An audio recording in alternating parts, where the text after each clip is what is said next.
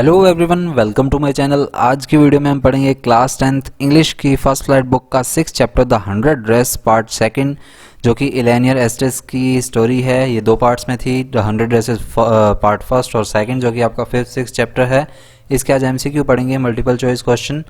First question है इसका, who read the letter received by Miss Mason. तो जो मिस मैसन को लेटर रिसीव हुआ था वो लिखा किसने था?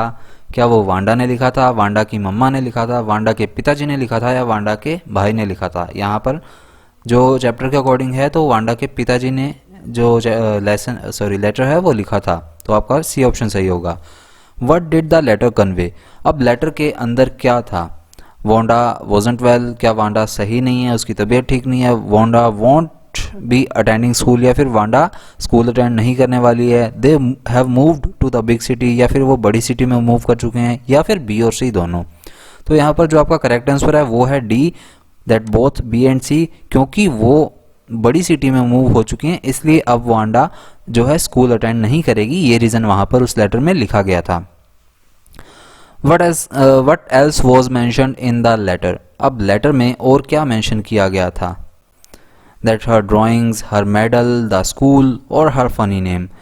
तो जो पैगी और मैडी ने लेटर लिखा था उसमें मेंशन किस बारे में किया गया था? तो उसके फनी नेम के बारे में मेंशन किया गया था, that her funny name. Now next question is, how did Miss Mason feel about whatever happened with Wanda. अब मिस मैसन को इस बारे में कैसा फील हुआ, जो भी वांडा के साथ हुआ उसके बारे में जब उन्हें पता लगा तो उन्हें किस तरह का फील हुआ? क्या उन्हें अनफॉर्चुनेट या फिर यानी कि बदकिस्मती सी फील हुई उसकी क्लास के लिए, या फिर सैड फील हुआ, क्रूअल फील हुआ, या फिर बोथ एंड भी, या दोनों ही फील हुए, अनफॉर्चुनेट और सैड? तो मिस मैसन को दोनों ही फील हुए थे। अनफॉर्चुनेट भी फील हुआ, यानी कि बदकिस्मती समझी उन्होंने इस क्लास का क्लास टीचर होना, और उन्हें सैड भी फील हुआ। Next question is, how would you describe miss masons feeling towards the class. अब मिस मैसन की फीलिंग कैसी थी क्लास के लिए? क्या वो गुस्सा थी उनसे, एंग्री थी, अपसेट थी, हैप्पी थी, या फिर चीयरफुल थी? तो वो पूरी की पूरी क्लास से काफ़ी ज़्यादा अपसेट थी इस बात के लिए कि वांडा को इस तरह से सताया गया है जब उन्हें पता लगा। What was just as bad as what Peggy had done. अब जिस तरह से पैगी ने वांडा के साथ बिहेव किया था उसी तरह का, मतलब उसी तरह की बुरी चीज़ क्या थी? That Maddie staying silent while Peggy teased Wanda, कि मैडी का चुप रहना जब पैगी वांडा को टीज कर रही थी, पैगी वांडा को तंग कर रही थी, तब मैडी चुप खड़ी रहती थी साथ में। क्या ये भी उतना ही बुरा था? और मैडी नॉट स्टॉपिंग पैगी, या फिर मैडी पैगी को नहीं रोक रही थी, ये बुरी चीज़ थी? और मैडी टीजिंग वांडा, या फिर मैडी खुद भी वांडा को टीज कर रही थी, या फिर इनमें से कोई भी नहीं? तो इनमें जो करेक्ट ऑप्शन है वो है option number A, that Maddie staying silent while Peggy teased Wanda. जब पैगी वांडा को टीज कर रही थी तब मैडी साथ में चुपचाप खड़ी रहती थी, उसे रोकती नहीं थी, इसलिए वो भी उतना ही बुरा है जितना कि पैगी उसे तंग करती थी। What did Maddie think of herself after the letter was read out loud. अब मैडी ने खुद के बारे में क्या सोचा जब उसने वो लेटर जो मैडम ने पढ़कर सुनाया था वो सुना? क्या वो ग्रेटफुल फील कर रही थी, लकी फील कर रही थी, खुद को हीरो समझ रही थी, या फिर कोवार्ड फील कर रही थी? तो वो खुद को कोवार्ड फील कर रही थी, वो खुद को कायर समझ रही थी जब उसने वो लेटर सुना तब। तो ऑप्शन नंबर डी इसमें करेक्ट है। So Peggy had the same idea, Maddie gloved. अब उसने जब पैगी के मुंह से सुना कि चलो चलते हैं आप उसके घर पे बोगिन हाइट्स में और माफ़ी मांगते हैं वांडा से, जब मैडी ने सुना तो मैडी के फेस पर ग्लो आ गया। What was the idea? तो वो आइडिया क्या था? ओके, आंसर मैंने ऑलरेडी बता दिया। So to tease Wanda one more time, कि वांडा को चलो एक बार और तंग करते हैं, और to go and look for Wanda at Boggin side, या फिर बोगिन हाइट्स चलते हैं और वहाँ पर जाकर वांडा को देखते हैं, उसके बारे में पता करते हैं, और टू अपोलोजाइज टू वांडा, या फिर वांडा से माफ़ी मांगते हैं, और बोथ बी एंड सी, या फिर दोनों ही, ऑप्शन नंबर बी और सी। तो मैंने आंसर आपको पहले ही बता दिया, मैंने नीचे ऑप्शन नहीं देखे थे। तो ऑप्शन नंबर जो आपका डी है वो करेक्ट आंसर है, that to go and look for Wanda at Boggin heights, की पहले चलो बोगिन हाइट्स पर चलेंगे, वांडा के बारे में पूछेंगे, और अगर वो मिल गई तो उससे अपोलॉजी करेंगे, यानी कि उससे माफ़ी वगैरह मांग लेंगे। What was Maddie reminded of by the Petronskis house. अब मैडी ने उस पेट्रोन्स्कीज के घर के बारे में किस तरह से क्या सोचा था? दैट हाउ दे टीज्ड हर, जिस तरह से उसने तंग किया, उन्होंने तंग किया था उस बारे में सोचा। और how could she how she could stop all of it, या फिर ये सारी चीज़ें वो कैसे बंद कर सकती है, यानी कि टीज़ करना। और वांडाज ड्राइंग, या फिर उसे वांडा की ड्राइंग्स के बारे में रिमाइंड आ रहा था। और वांडाज ड्रेस अनआयरन्ड बट क्लीन, या फिर उसे उनका घर देखकर, पेट्रोन्स्कीज का घर देखकर वांडा की ड्रेस के बारे में याद आ गया था, जो कि अनआयरन्ड यानी कि बिना प्रेस की हुई थी लेकिन साफ़ सुथरी थी। तो इसका ऑप्शन नंबर डी करेक्ट है। जब उन्होंने पेट्रोन्स्कीज का हाउस देखा, घर देखा, तो उन्हें उसे वांडा की ड्रेस की याद आ गई थी, जो कि साफ़ तो थी लेकिन अनआयरन्ड थी, प्रेस नहीं की हुई थी उस पर। What excuses does Peggy think of for her behaviour. अब पैगी उसके बारे में, खुद के बारे में क्या एक्सक्यूजेज दे रही थी अपने बिहेवियर को लेकर। That Wanda didn't know she was being made fun of, क्या वो ऐसा एक्सपेक्ट कर रही थी, ऐसा एक्सक्यूज दे रही थी कि वांडा को नहीं पता लगता कि उसका हम मजाक उड़ा रहे हैं। और she goat the idea of 100 drawings only when Peggy asked her, या फिर उसे ये आइडिया तभी आया, यानी कि वांडा को 100 ड्रेसेस की ड्राइंग बनाने का आइडिया तब आया जब उससे पैगी पूछती रहती थी बार बार, और वो जवाब में क्या देती थी, दैट मेरे पास 100 ड्रेसेस हैं जो कि अलमारी में एक ही लाइन में कतार में लग रखी हैं। उस आइडिया से ही उसने ड्राइंग बनाई। पैगी को ऐसा लग रहा था। और नन ऑफ द अबव, और बोथ ए एंड बी, या फिर इनमें से कोई नहीं, या फिर इनमें से ए और बी दोनों ही। तो इसमें आपका जो जवाब है वो है बोथ ए एंड बी, कि पैगी ऐसा एक्सक्यूज़ दे रही थी कि वांडा को नहीं पता लगता कि हम उसका मजाक उड़ा रहे हैं, और साथ ही साथ उसे 100 ड्राइंग्स बनाने का आइडिया कब आया, जब पैगी उससे बार बार पूछती रहती थी कि तुम्हारे पास कितनी ड्रेसेस हैं, तो वो जवाब में क्या देती थी कि 100 ड्रेसेस हैं मेरे पास। तो उसी से ही वांडा को आइडिया आया, ऐसा पैगी एक्सक्यूज़ दे रही थी।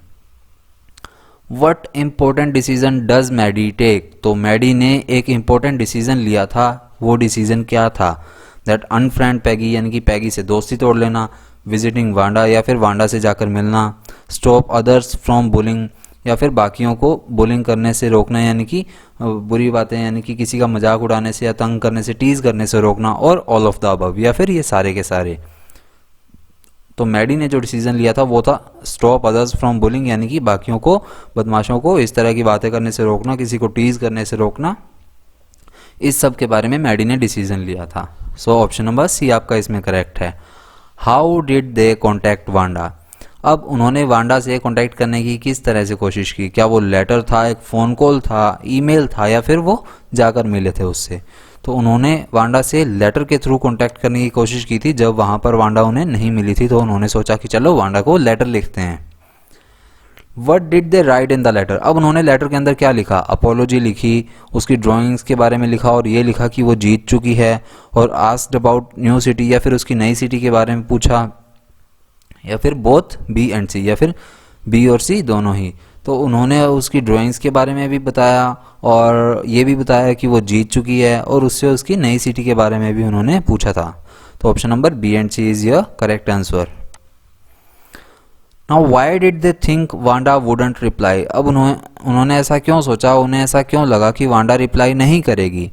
Because she didn't know how to read, क्या उसे पता नहीं था वांडा को कि कैसे पढ़ा जाता है। She didn't know how to write, या उसे ये नहीं पता था कि कैसे लिखा जाता है। और she must have been sad and angry, या उन्हें ये लग रहा था कि वांडा हमारे से नाराज़ होएगी और हमारे से गुस्सा भी होएगी, और ऑल ऑफ द अबव, या फिर ये सारे के सारे।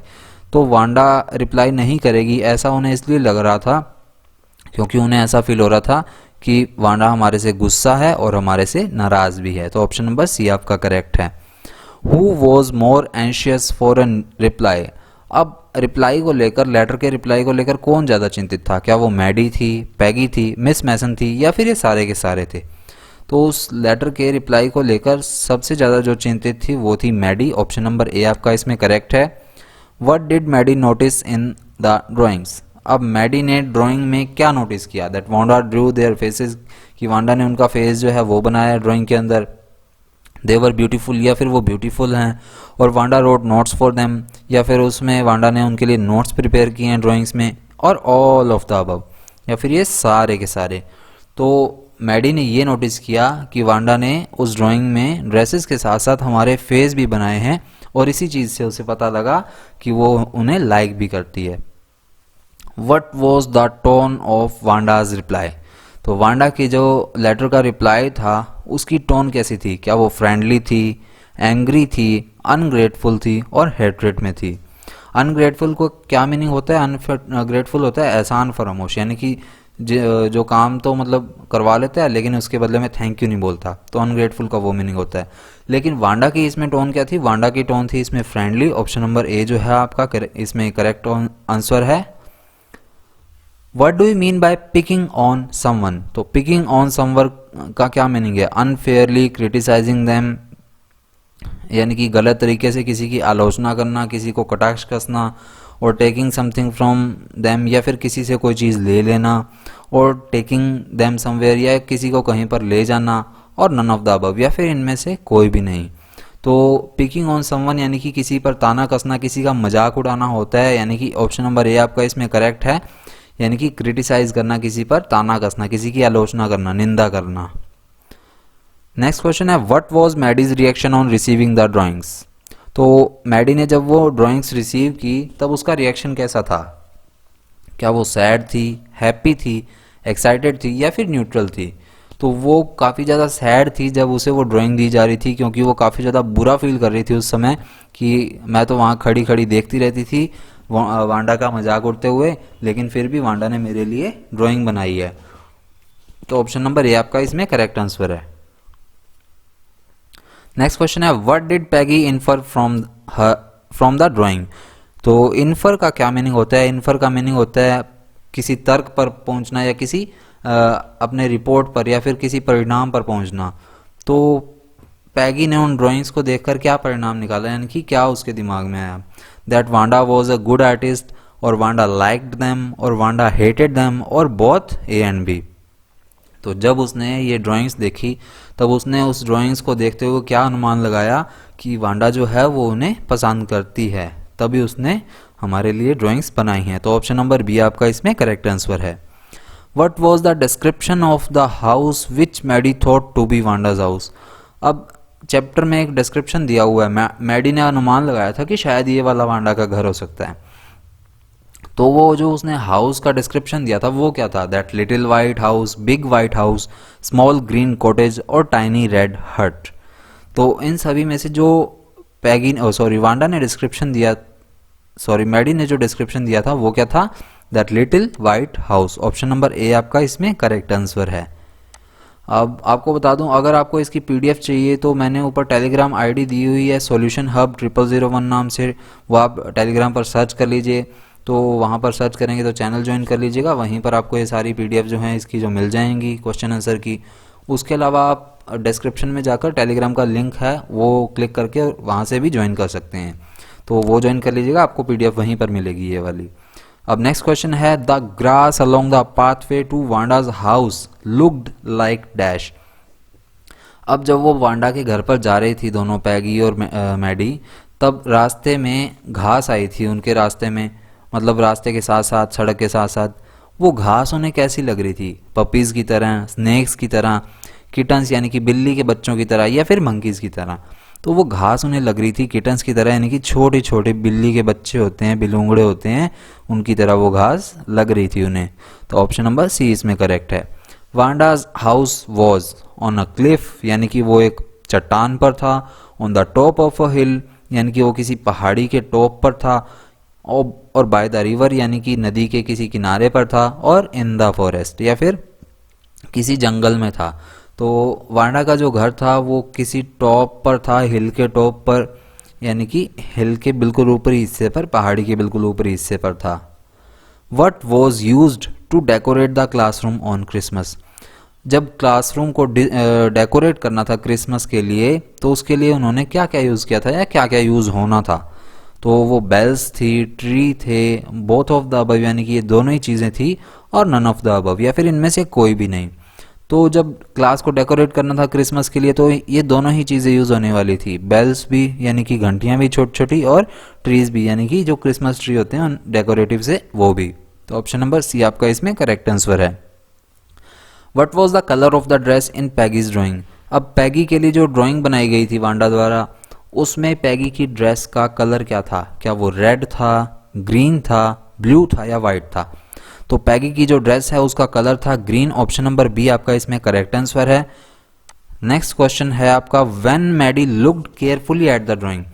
जब मैडी ने ड्राइंग की तरफ केयरफुली देखा। She wept, she rode, she laughed और शी बिकेम म्यूट। क्या वो रोने लग गई थी, या फिर वो दहाड़ने लग गई थी, या हंसने लग गई थी, या फिर बिल्कुल चुप हो गई थी? तो जब मैडी ने ड्राइंग की तरफ देखा तो उसका रोना निकल आया था, वो सिसकियां लेकर रो रही थी। ऑप्शन नंबर ए आपका इसमें करेक्ट आंसर है। Maddie found that the face and head of the drawing. अब मैडी ने जब ड्राइंग को बहुत ही अच्छे से, गहनता से, यानी कि बहुत ही ध्यानपूर्वक देखा, तब उसने क्या पाया कि जो फेस और जो हेड है वो ड्राइंग का, that just looked like teacher. क्या वो टीचर की तरह दिख रहा है? जस्ट लुक्ड लाइक हर, या फिर उसके फेस की तरह लग रहा है? जस्ट लुक्ड लाइक पैगी, या फिर वो पैगी के फेस की तरफ लग रहा है, तरह लग रहा है? और जस्ट लुक्ड लाइक अ स्टैचू, या फिर वो किसी स्टैचू की तरह लग रहा है? तो मैडी ने जब वो ड्राइंग देखी थी खुद की, यानी कि जो वांडा ने उसके लिए बनाई थी, तो उसमें उसने सिर और उसका फेस जो है, चेहरा जो देखा, तब उसे रियलाइज़ हुआ कि जो उसका चेहरा है, उसका सिर है, वो बिल्कुल मैडी के सिर जैसा ही बना हुआ है ड्राइंग के अंदर। तब उसे रियलाइज़ हुआ था। Then hastily she rubbed her eyes and studied it intently. अब जब उसने वो ड्राइंग देखी थी तब उसने जल्दबाजी में, मतलब जल्दबाजी में नहीं, ध्यानपूर्वक देखा, अपनी आंखों को रब किया जल्दी जल्दी में, और उसे गौर से अच्छे से स्टडी किया, ध्यानपूर्वक देखा। अब यहाँ पर एक वर्ड आया है इंटेंटली। इसका मीनिंग क्या है? इंटेंडेड, इंटेंशनली, अटेंशन, या फिर अटेंटिवली? तो इसमें जो वर्ड दे रखा है इंटेंटली, उसका क्या मीनिंग है? उसका मीनिंग है अटेंटिवली, यानी कि ध्यानपूर्वक। अब बाकियों के मीनिंग आपको बता देता हूँ। जैसे वर्ड यहाँ दिया हुआ है इंटेंडेड, इंटेंडेड का क्या मीनिंग होता है? इरादा करना। और इंटेंशनली का क्या मीनिंग होता है? इरादा, मतलब जानबूझ कर, यानी कि पूरा इरादा बनाकर हम किसी चीज़ को करते हैं, वो है अटेंशन, यानी कि ध्यान देना। और अटेंटिवली यानी कि ध्यानपूर्वक। तो ऑप्शन नंबर डी आपका इसमें करेक्ट आंसर है। Peggy knocked firmly on the door but. अब पैगी ने बहुत ही ध्यान से, बहुत ही आराम से, बहुत ही प्यार से उस डोर को खटखटाया, लेकिन नो वन, यहाँ पर नो वन आना था, नो वन ओपन इट। क्या किसी ने भी उसे नहीं खोला? और देयर वॉज नो आंसर, या वहाँ पर कोई जवाब ही नहीं आया। और there was a dogs bark, या फिर वहाँ पर कोई डॉगी भौंक रहा था, कुत्ता भौंक रहा था। और नन ऑफ द अबव। तो जब पैगी ने बहुत ही ध्यानपूर्वक अच्छे से उस डोर को खटखटाया, लेकिन वहाँ से उसे कोई भी जवाब नहीं मिला, क्योंकि पेट्रोन्स्कीज जो हैं वो वहाँ से जा चुके थे, इसलिए वहाँ पर उसे कोई आंसर नहीं मिला।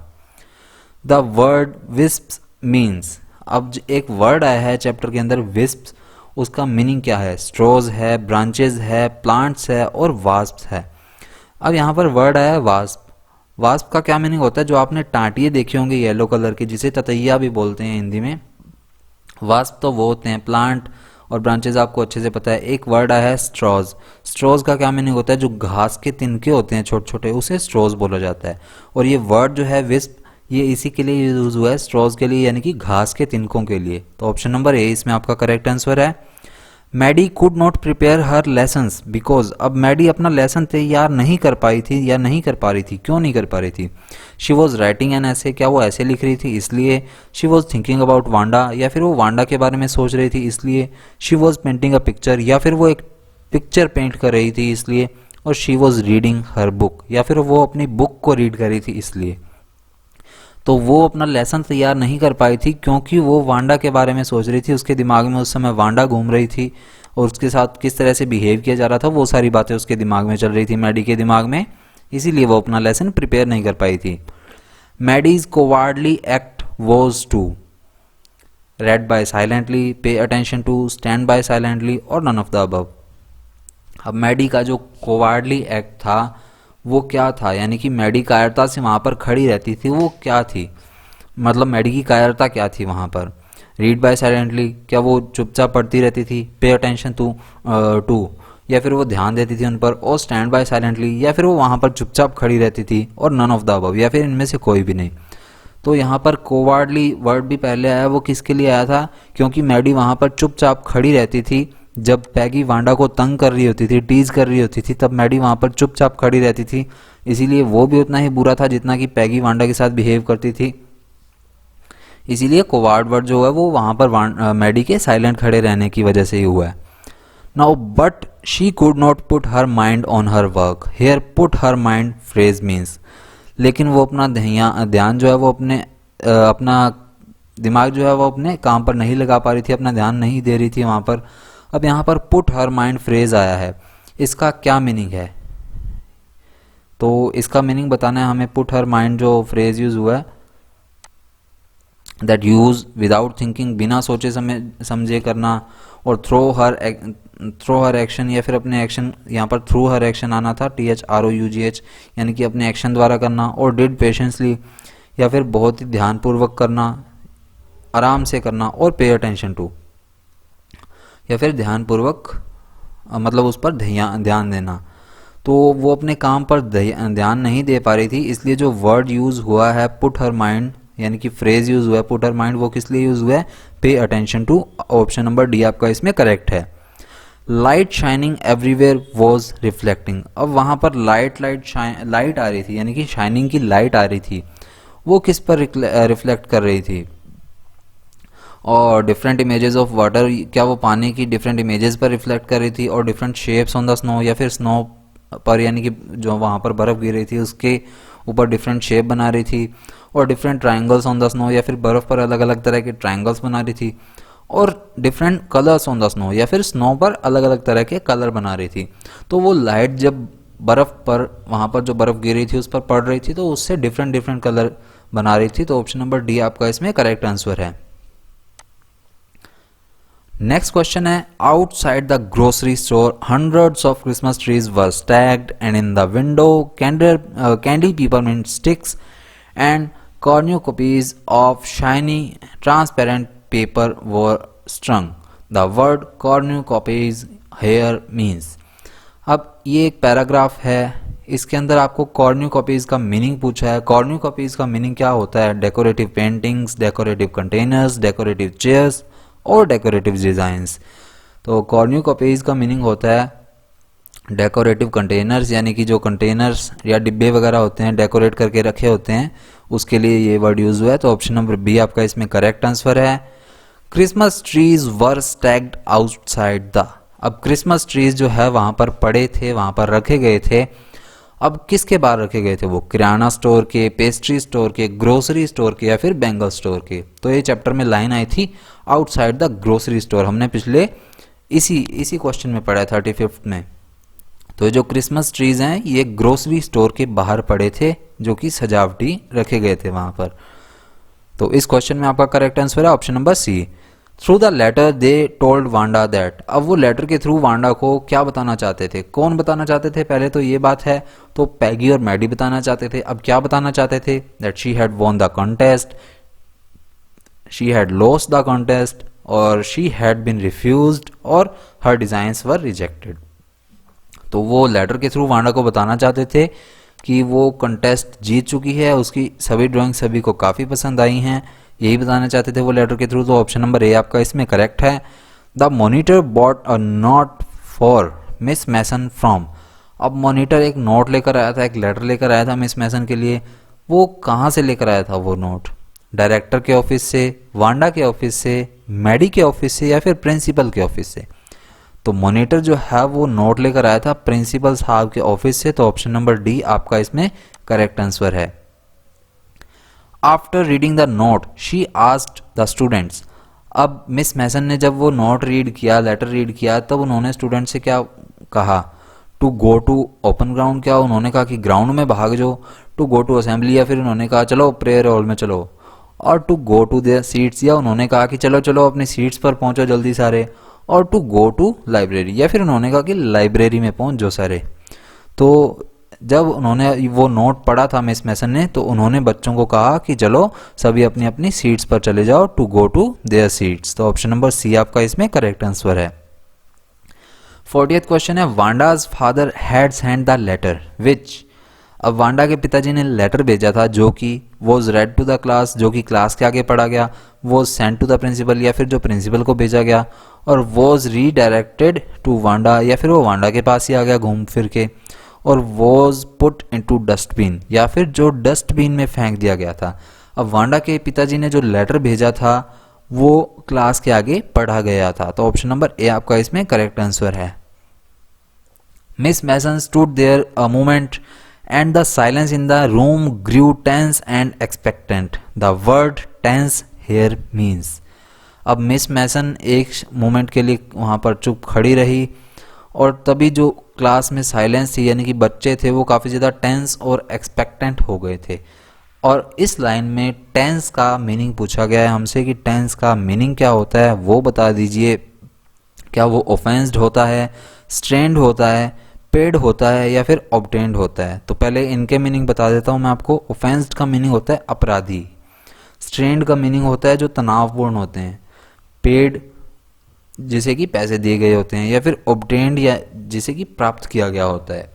तो टेंस का यहाँ पर मीनिंग है, ये लाइन पढ़ लीजिए दोबारा, that miss Mason stood there a moment. Miss Mason वहाँ पर एक मोमेंट के लिए खड़ी रही और फिर उन्हें जो क्लास के अंदर साइलेंस थी वो कैसी लगने लगी, आपराधिक सी लगने लगी, क्योंकि काफ़ी ज़्यादा वो बच्चे जो हैं शोरगुल करने लग गए थे। तो वो जो बच्चे हैं वो उन्हें काफ़ी टेंस से लगने लग गए थे, यानी कि काफ़ी अपराधी से लगने लग गए थे उस टाइम, और एक्सपेक्टेंट, क्योंकि वो अब इंतज़ार कर रहे थे कि मिस मैसन क्या बोलेंगी। तो एक्सपेक्टेंट का मीनिंग क्या होता है, जो इंतज़ार कर रहे होते हैं, वेट कर रहे होते हैं कि कोई कुछ ना कुछ बोलेगा।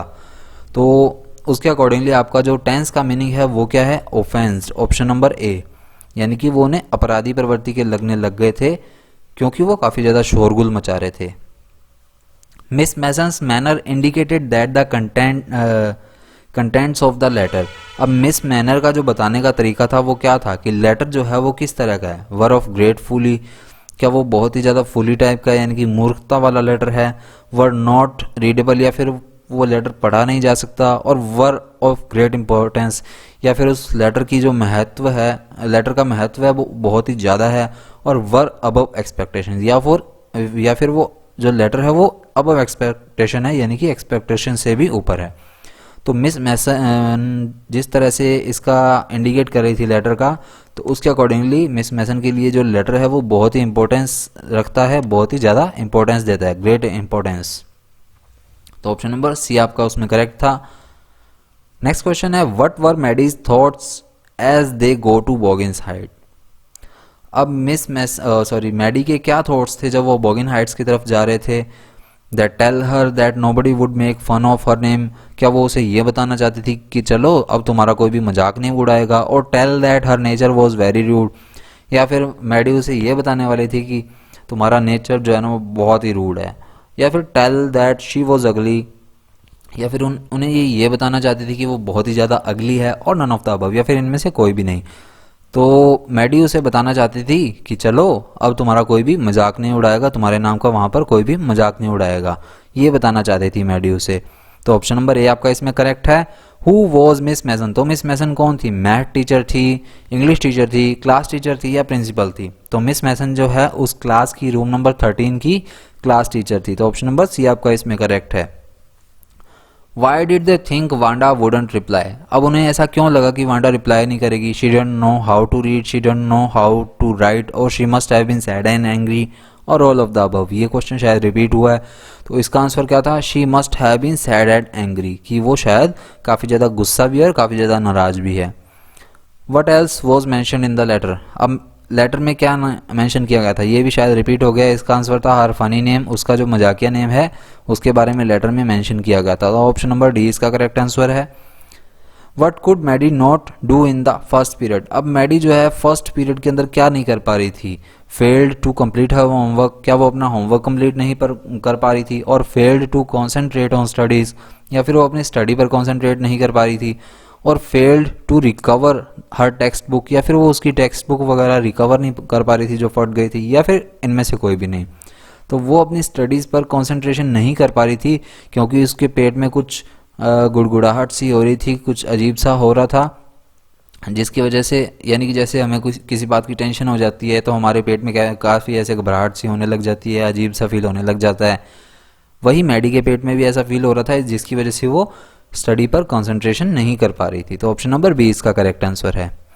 How did the girls know that Wanda liked them even though they had teased हर, अब उन लड़कियों को यानी कि पैगी और मैडी को कैसे पता लगा कि वांडा उन्हें लाइक करती है, हालांकि वो उन्हें टीज करते थे फिर भी। She offered them all the 100 dresses, क्या उसने उन्हें सारी की सारी 100 ड्रेसेस ऑफर कर दी थी इस वजह से, यानी कि या फिर इसका हम ये भी मीनिंग कह सकते हैं कि जिस तरह से वो दिखा रही थी और लास्ट में बताया भी था कि ये मेरे पास तो मेरे नए घर में सारी की सारी नई 100 ड्रेसेस हैं जो कि सारी की सारी अलमारी में लग रखी हैं, यानी कि वो अपनी पुरानी 100 ड्रेसेस को उन्हें ऑफर ही कर रही थी और अपनी 100 ड्राइंग्स के साथ उसने उन चीज़ों को रिप्रेजेंट किया था। और शी ऑफर्ड दैम टी, या फिर उसने उन्हें टी ऑफर की, और she offered them a house, या फिर वांडा ने उन्हें एक हाउस ऑफर किया, और नन ऑफ द अबव, या फिर इनमें से कोई भी नहीं। तो इसका करेक्ट आंसर है she offered them all the 100 dresses. उसने जिस तरह से अपनी 100 ड्रेसेस बताई थी वैसी की वैसी उसने सारी की सारी बनाकर भी उन्हें ड्राइंग के थ्रू रिप्रेजेंट कर दी थी, ऑफर कर दी थी। Jack was the name of, अब जैक इसमें नाम आया था, वो किसका नेम था? वांडा के फादर का था, वांडा के सिबलिंग यानी कि भाई या बहन का था, वांडा के पेट का नाम था, या फिर वांडा की मम्मी का नेम था। तो जैक जो नेम है वो वांडा की सिबलिंग का या भाई का या बहन का नेम है, भाई का ही है, क्योंकि लेटर में लिखा था कि वांडा और जैक अब स्कूल नहीं आ पाएंगे, जब उसके पिताजी ने लेटर भेजा था तो उसमें। Wanda's family to leave the city as, अब वांडा की फैमिली जो है वो सिटी क्यों छोड़कर गए थे? Both the children were doing worst in, क्या वो स्टडी में दोनों बच्चे बेकार प्रदर्शन कर रहे थे? और the father got transfer order, या फिर उसके पिताजी के ट्रांसफर के ऑर्डर आ गए थे? और मदर गॉड सिक, या फिर उसकी मम्मी बीमार हो गई थी? और their names were being mocked, या उनके नेम पर कटाक्ष कसा जाता था क्योंकि वो पोलिश गर्ल थी यानी कि पोलैंड से आई हुई थी, तो उनके नेम पर कटाक्ष कसा जाता था, नेम को मजाक बनाया जाता था नेम का, इसकी वजह से वो है दूसरी सिटी में चले गए थे। अब नेक्स्ट क्वेश्चन है, it was the month of dash when the Petronskis family decided to leave the city, अब ये कौन सा महीना था जब पेट्रोन्स्की ने डिसाइड किया कि चलो अब इस सिटी से दफ़ा होते हैं यानी कि इस सिटी से बाहर चलते हैं?